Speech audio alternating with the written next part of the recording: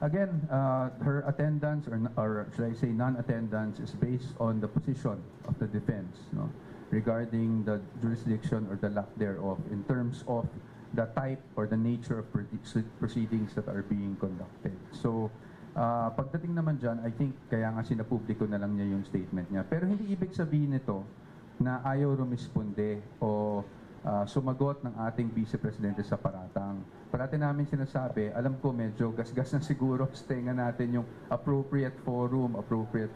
Pero naniniwala naman kasi talaga kami na kung talagang aakyat ito sa Senate impeachment, makikita nyo yung sagot ng defense sa lahat ng paratang na ito. Bella Carriazo, The Philippine Star.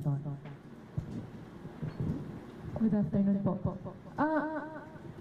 Earlier, nag-interview si Congresswoman Leila De Lima, and ang sabi niya, yung 6.7 billion na dinisclose ng AMLAC, pwede daw mag-constitute as ill-gotten wealth kay Vice President. Ano po yung reaction niya dito?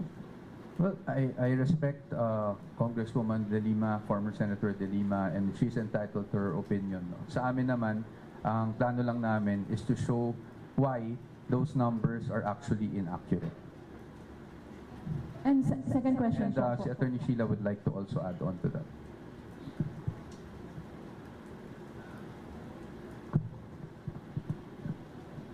Just in addition to what Mike had already said, I think what's important for us to understand at this point is that a mere presentation of supposed evidence before a committee that is not authorized to conduct trial does not really amount to proof.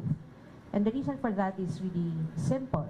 It's because every evidence, whether it's something that you present in an ordinary case or in this case in an impeachment proceeding, must still survive scrutiny.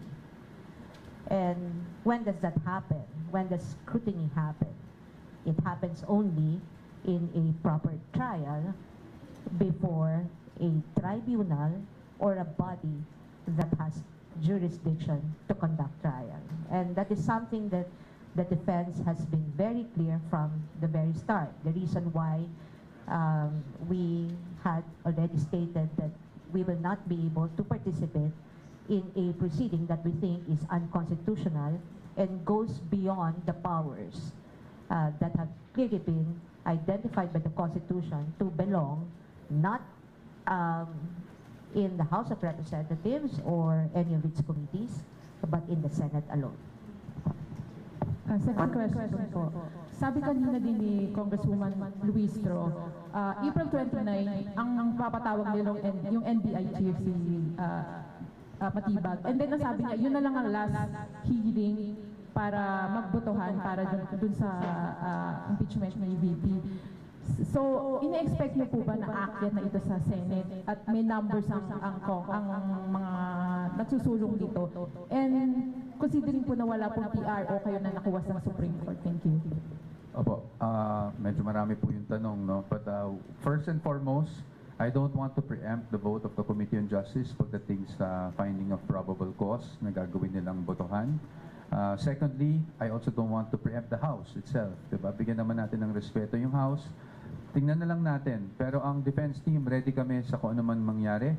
Like we've been saying, no, last year, we have been preparing for trial na dahil kahit nag-file tayo ng petition sa Supreme Court, di naman natin alam kung ano yung magiging decision nun. So we were preparing. And until today, we are still preparing. So ano na lang po tayo, no? I don't want to preempt, I don't want to speculate kung may boto man o walang House. I think it's best directed to the House members themselves. Pero kami, we're just ready for any eventuality.